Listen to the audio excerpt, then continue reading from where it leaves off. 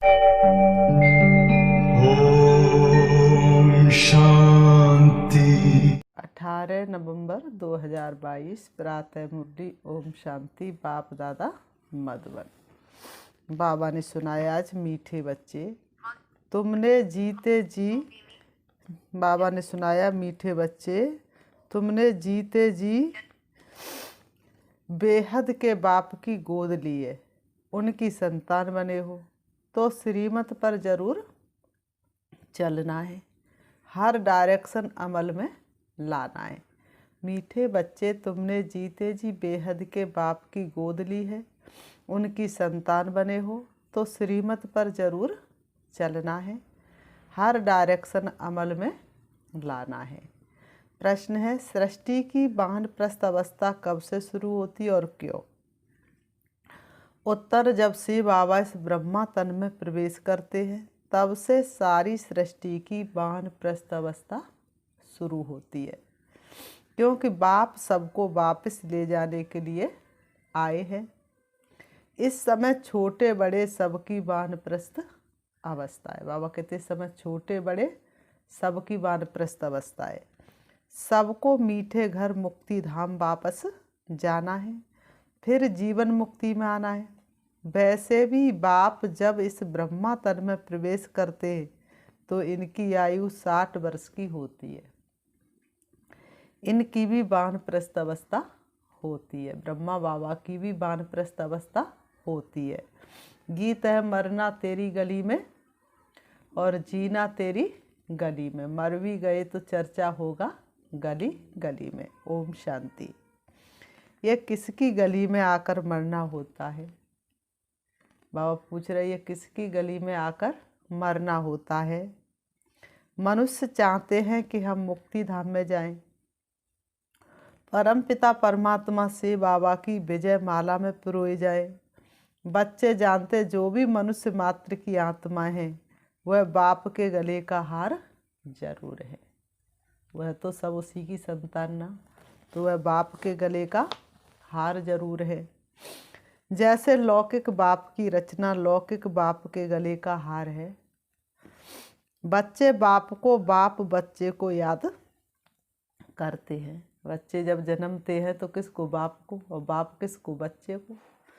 वैसे वास्तव में जो भी आत्माएं वह सब याद करती हैं परम पिता परमात्मा बाप को।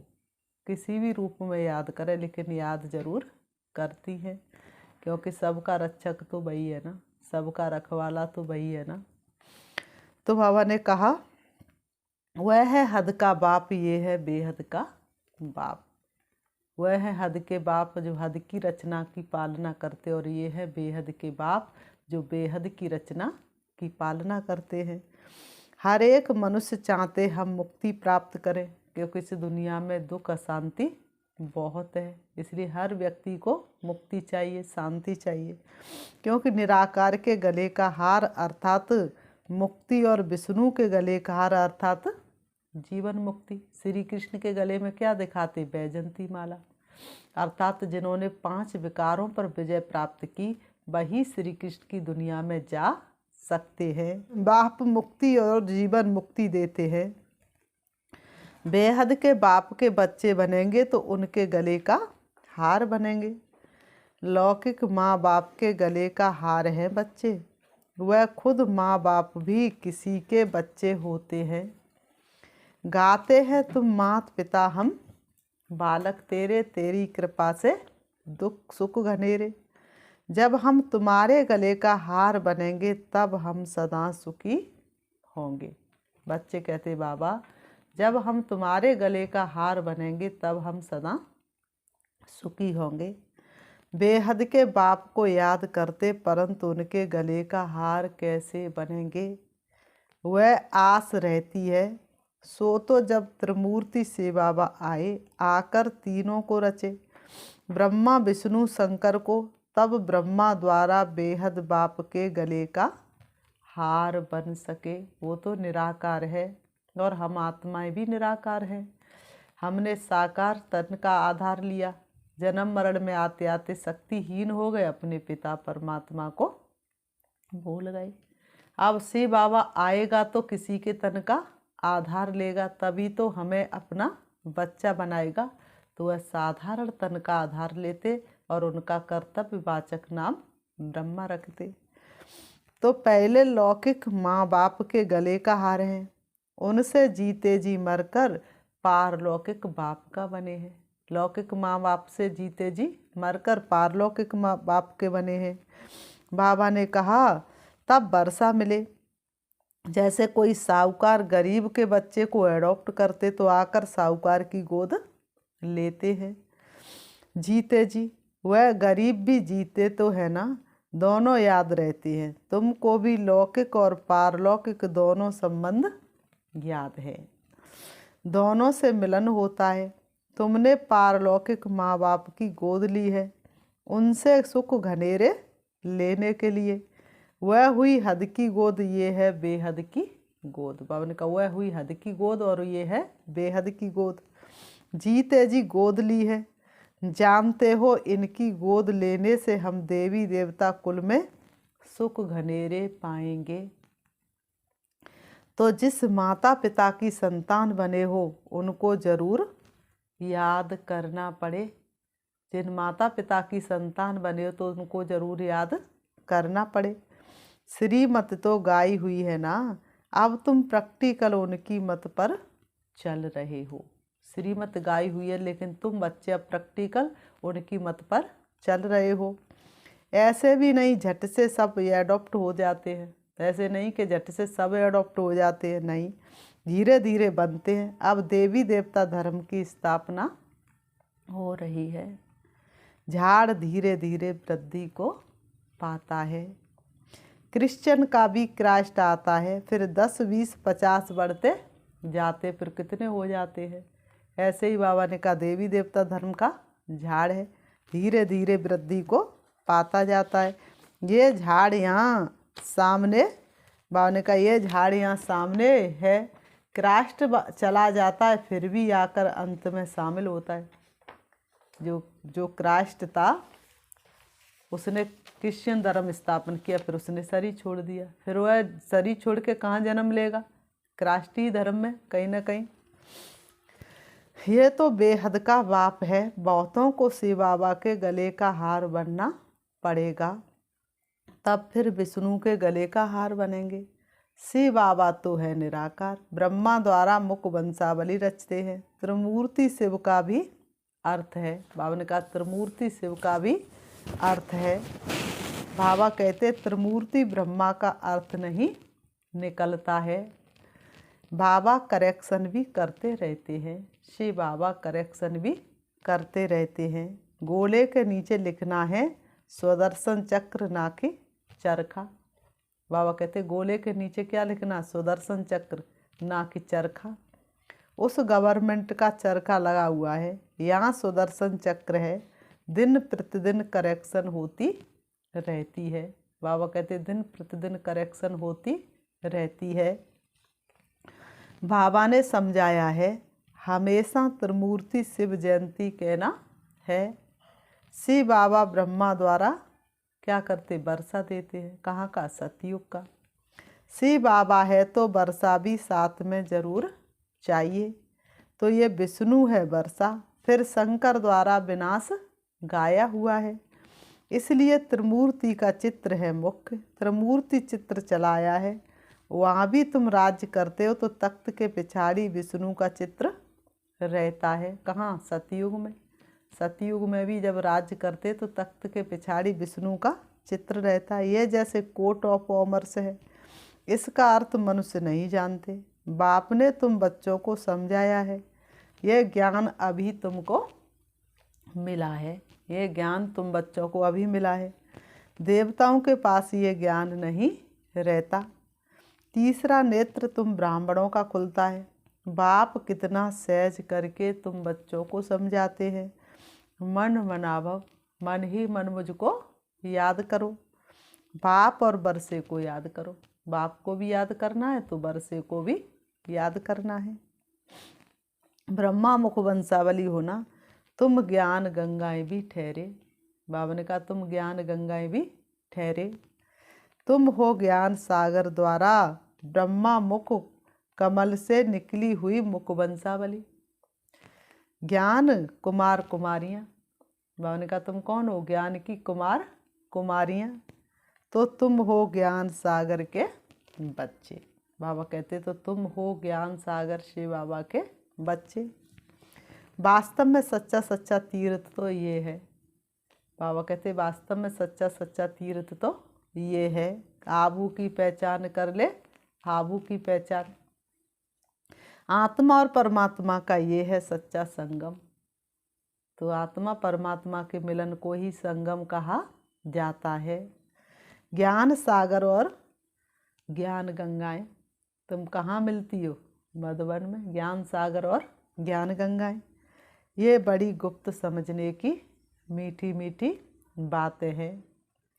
मोटी बुद्धि वाले ये समझ नहीं सकेंगे। मोटी बुद्धि वाले ज्ञान की इतनी अच्छी बातें समझ नहीं सकेंगे।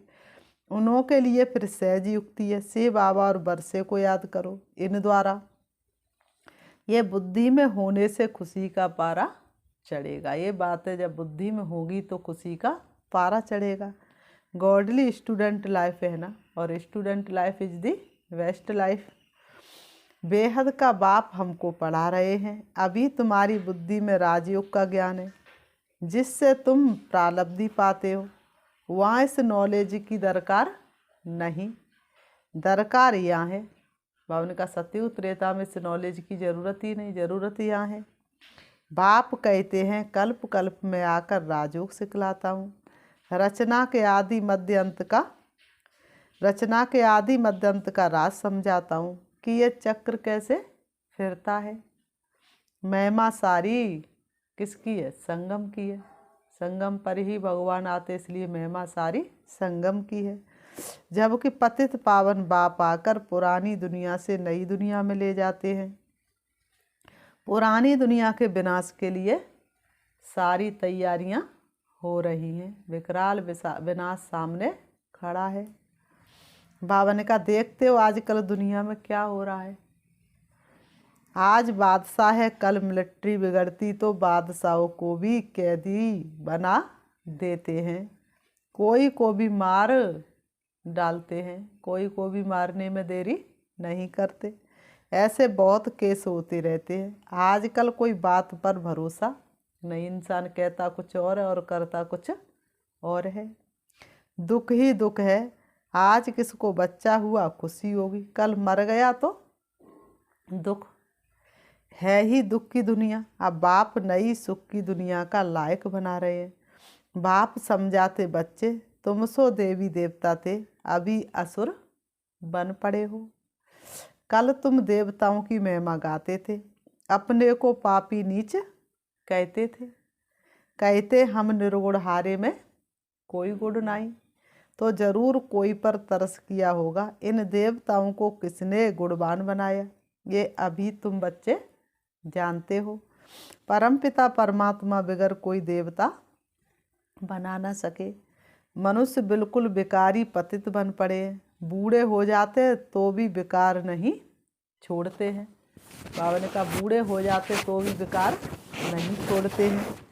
नहीं तो कायदा है 60 वर्ष के बाद वानप्रस्थ लेना चाहिए। बाबा ने कहा नहीं तो कायदा है कि 60 वर्ष के बाद वानप्रस्थ लेना चाहिए। पहले ऐसे करते थे, 60 वर्ष के अंदर अपना बोझा उतार कर बच्चों को दे देते थे। अब तो मनुष्य जो बूढ़ा हुआ तसड़ा वही जवान। पहले 60 वर्ष की उम्र होती थी और संन्यास ले लेते थे, वानप्रस्थ ले लेते थे। अब 60 वर्ष की आयु में भी बच्चे पैदा करते रहते हैं। बाप कहते इनकी 60 वर्ष की आयु में बहुत जन्मों के अंत में जब इनकी वानप्रस्थ अवस्था हुई तब मैंने प्रवेश किया। तब इसने भी सब कुछ छोड़ा। तब इस ब्रह्मा बाबा ने भी सब कुछ छोड़ा। बाप के आने से सारी दुनिया के लिए वानप्रस्थ अवस्था हो जाती है, क्योंकि सबको जाना है वापिस। इसलिए बाप कहते हैं मामे कम याद करो। इसलिए शिव बाबा कहते बच्चों तुम मुझे याद करो। छोटा व बड़ा कोई भी रहेगा नहीं। छोटा व बड़ा कोई भी रहेगा नहीं। चलती चाकी देख के दिया कबीरा रोए, और दो पाटन के बीच में साबित बचाना कोई। तो छोटा बड़ा कोई रहेगा नहीं, सबकी वानप्रस्थ अवस्था है, फिर कब बाप को याद करेंगे। बाप आकर सबको मीठा बनाते हैं। मुक्ति जीवन मुक्ति दोनों मीठे धाम है। मुक्ति जीवन मुक्ति दोनों मीठे धाम है। विनाश सबका होना है, हिसाब किताब चुकतू भी सबका होता है। सजा खाने में देरी नहीं लगती। बाबा ने कहा सजा खाने में देरी नहीं लगती। जैसे काशी कलवट खाते तो पापों से मुक्त हो जाते हैं, फिर नए सिर हिसाब शुरू हो जाता है। बाकी मुक्ति में एक भी नहीं जाते, वह समझते शिव पर कुर्बान हो निर्वाण धाम में चले जाएंगे। वह कैसे समझते हैं कि हम कुआं में गिर जाएंगे तो निर्वाण धाम में चले जाएंगे, क्योंकि काशी में क्या था, पहले एक कुआं था जिसमें बहुत सारी तलवारें लगी थी। तो लोग क्या करते थे, बलि चढ़ते थे तो कुएं में कूदते थे, तो किसी का हाथ कट जाता था, किसी का पैर, किसी की गर्दन कट जाती तो वह तो तुरंत ही ख़त्म हो जाता था। तो पहले तो शुरू में तो लोग बलि चढ़ने के लिए जाते, वास्तव में भगवान से प्यार के कारण। लेकिन बाद में क्या होने लगा, थोड़ा भी घर में कुछ हुआ और जीव घात करने के लिए उस कुएं में कूद जाते थे। तो बाप कहते वापस कोई जा नहीं सकते, पुनर्जन्म तो सबको लेना है। ये पहला नंबर ही पूरे पुनर्जन्म लेते तो ज़रूर पीछे वाले भी लेंगे। तुमने 84 जन्म लिए हैं, शुरू से ही तुम्हारा पाठ चलता है। तुम्हारा ये है कल्याणकारी लीप जन्म। इस जन्म में अथवा इस धर्मायुग में तुम धर्मात्मा बनते हो। ये सब है हद की बात है। वह है धर्माऊ मास धर्माऊ वर्ष, ये है धर्मायुग। ये लीप जन्म ब्राह्मणों का एक ही है। ब्राह्मण है चोटी, फिर तुम देवता बनेंगे। अब तुम जानते हो बाबा हमको गले का हार बनाते हैं। अब तुम जानते हो शिव बाबा हम बच्चों को गले का हार बनाते हैं। हम आत्मा निराकारी दुनिया में रहती हैं। बाप खुद कहते तुम जब अशरीरी थे तो मेरे पास रहते थे। अभी तुम समझ गए हो हम पहले पहले सतयुग में आएंगे। वहाँ है देवी देवता धर्म, वहाँ पुरुषार्थ करने की ज़रूरत नहीं है। पुरुषार्थ संगम पर ही किया जाता है। संगम युग ये है, और जो संगम होते हैं उनकी आयु नहीं गिनी जाती। इस संगम की आयु है, बहुत छोटा सा युग है। इस संगम युग में ही बाप आकर इनको बदली करते हैं। उनकी बाकी उन युगों का कुछ नहीं है। 2 कला कम होने से राज्य बदली होता है। तो संगम तो हमेशा होता है ना, सतयुग गया, जब त्रेता है तो भी संगम है, सतयुग त्रेता का। लेकिन उस युग की वैल्यू थोड़ी नहीं है, उस संगम की वैल्यू थोड़ी नहीं है, उसमें थोड़ी नहीं कोई जीवन को बनाने वाला आता है। ये तुमको साक्षात्कार होता है कैसे राज्य देते हैं। संगम युग में बाप आकर पतितों को पावन बनाते हैं। इसलिए इस युग की आयु जब से बाप आया तब से गिनेंगे तो जरूर वह आया हुआ है, वही ज्ञान का सागर है। उनकी मुख वंशावली ज्ञान नदियाँ ये ब्रह्मा कुमार कुमारियाँ हैं, इनसे ही ज्ञान पाना है। बाबा ने कहा है कोई ऐसी नई चीज़ बनाओ जो समझाना सहज हो, उसमें त्रिमूर्ति शिव जयंती लिखो। बाबा डायरेक्शन देते, परंतु बनाने वाला होशियार चाहिए। इस ज्ञान यज्ञ में विघ्न भी किस्म किस्म के पढ़ते हैं। बाबा ने कहा इस ज्ञान यज्ञ में विघ्न भी किस्म किस्म के पढ़ते हैं। फिर सर्विस ढीली हो जाती है। शिव जयंती आई के आई, बड़े धूमधाम से मनानी है। बाबा कह रहे शिव जयंती आई के आई, बड़े धूमधाम से मनानी है। दिल्ली में तो बहुत धूमधाम हो सकती है। दोनों के कोर्ट ऑफ ऑमर्स दिखाएंगे। हम अपनी ईश्वरी बात करते हैं। बाप है ही कल्याणकारी। बच्चे भी औरों का कल्याण करते रहते तो बाप देखकर खुश होता है। कहा जाता है चैरिटी बिगिंस एट होम। मित्र संबंधियों को भी समझाना है, नहीं तो उलाना देंगे। फॉन्ट्स बहुत अच्छी मिलती है, चित्र भी अच्छे हैं। फॉन्ट्स बड़ी अच्छी मिलती, चित्र भी अच्छे हैं। माला भी कितनी अच्छी है, रुद्र माला बन फिर विष्णु की माला बनती है। रुद्र माला बन फिर विष्णु की माला बनती। पहले हम किसके? शिव बाबा के गले का हार, फिर विष्णु के गले का हार। तुम ब्राह्मण हो, सच्ची सच्ची गीता सुनाने वाले, सच्ची सच्ची यात्रा का राज तुम बच्चे समझाते हो, और तो कोई समझा ना सके कि सच्ची सच्ची यात्रा कौन सी है। तो फिर बाबा कहते, यहाँ बैठे तुम याद की यात्रा में रहो तो पाप भस्म हो जाएंगे। सत्तमो प्रधान से सतो प्रधान बनने का और कोई उपाय नहीं। योग की बहुत महिमा है, मेहनत भी इसमें है, बहुत तूफान आते हैं, सहज भी है तो मुश्किल भी है, सहज भी है तो मुश्किल भी है। तुम्हारी योग तपस्या के भी चित्र हैं, राजाई का भी चित्र है। राजयोग से तुम देवता बनते हो। तुम राज ऋषि हो, वह हठ योग ऋषि है। तुम राज ऋषि हो और वो हठ योग ऋषि है। तुमको नेचुरल जटाएं हैं। अभी हम सब बाबा के गले का हार हैं, सब भाई भाई है। बाप से वर्षा भी मिलता होगा। प्रजापिता ब्रह्मा भी गाया हुआ है। बाबा ने कहा प्रजापिता ब्रह्मा भी गाया हुआ है। तो बाबा कहते हुए निराकार पिता, ये साकार पिता। शंकर के लिए दिखाते आँख खोली विनाश हुआ। शंकर को पार्वती गणेश आदि दिखलाकर गृहस्थी बना दिया है। अंधश्रद्धा बहुत है, आज संसार में अंधश्रद्धा बहुत है। बाप कहते मैंने तुमको साहूकार बनाया था, तुमने मंदिर बनाकर शास्त्र बनाकर दान कर फालतू खर्चा करते करते दुर्गति को पा लिया। ये भी ड्रामा में नूद थी। तब तो बाप बैठ समझाते हैं, बाबा तुमको त्रिकालदर्शी बनाते हैं। वरदान भरी दृष्टि से हमें बनाया त्रिकालदर्शी।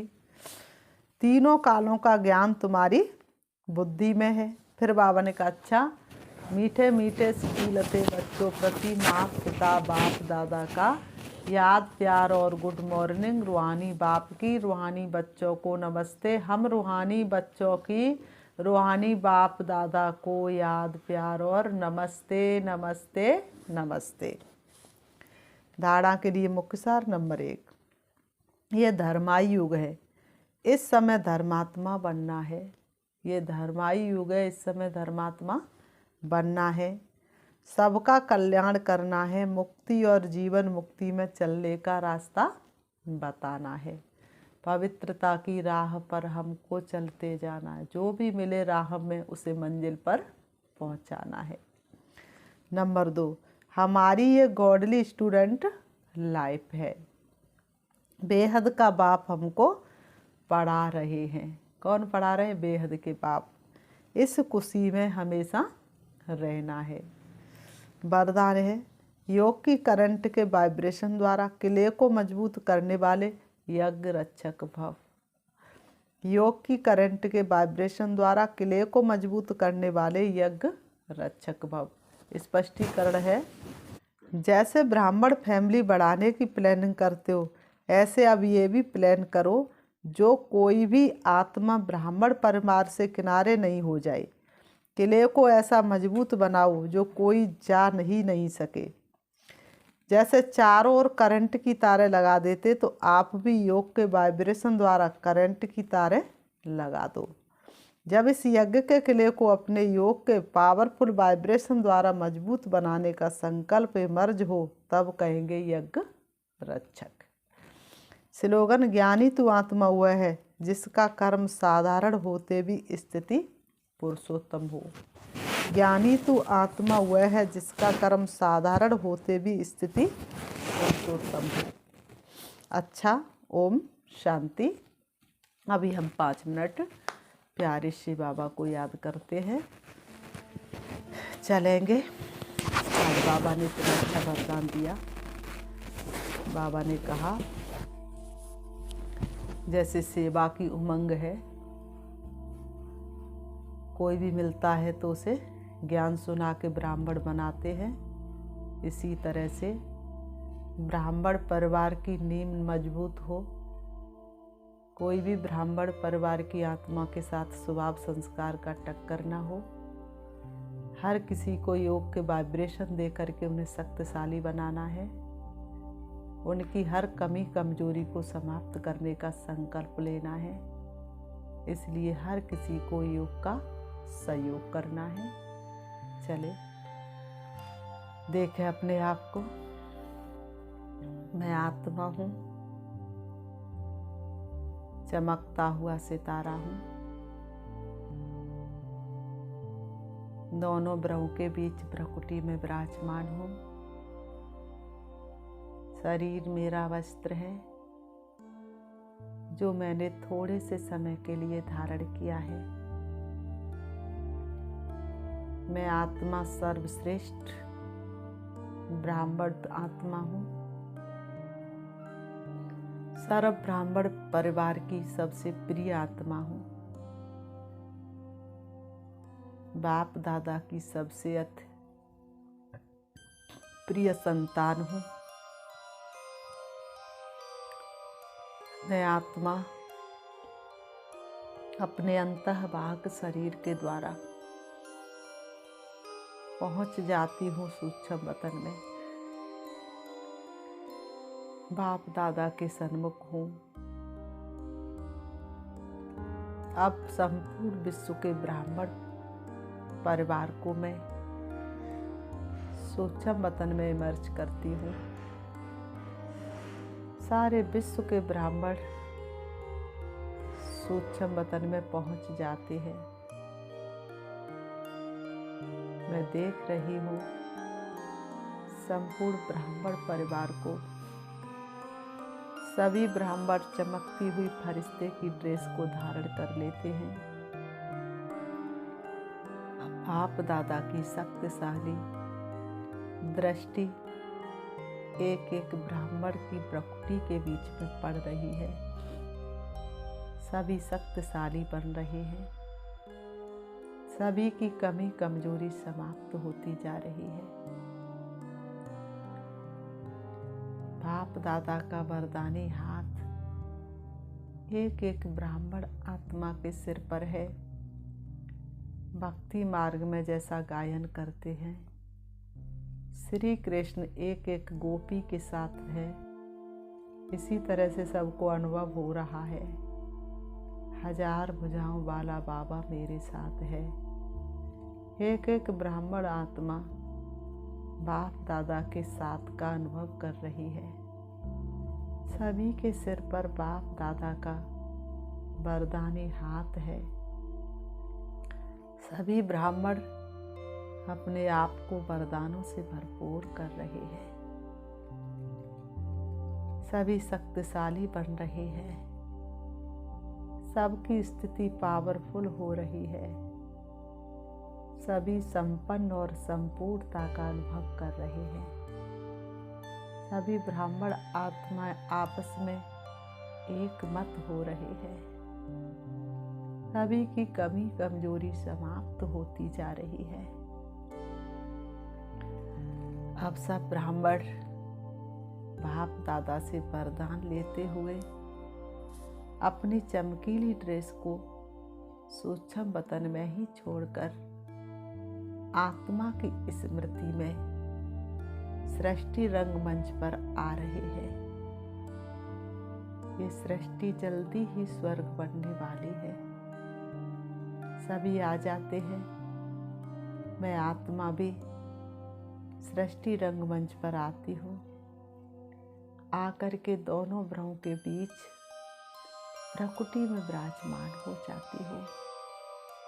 मैं आत्मा पहले से कई गुना ज़्यादा शक्तिशाली हूँ। मेरे चारों तरफ के वाइब्रेशन बहुत शक्तिशाली हैं। कोई भी मेरे सन्मुख आता है, शक्तियों का अनुभव करके जाता है, सुख शांति का अनुभव करता है। ओम शांति।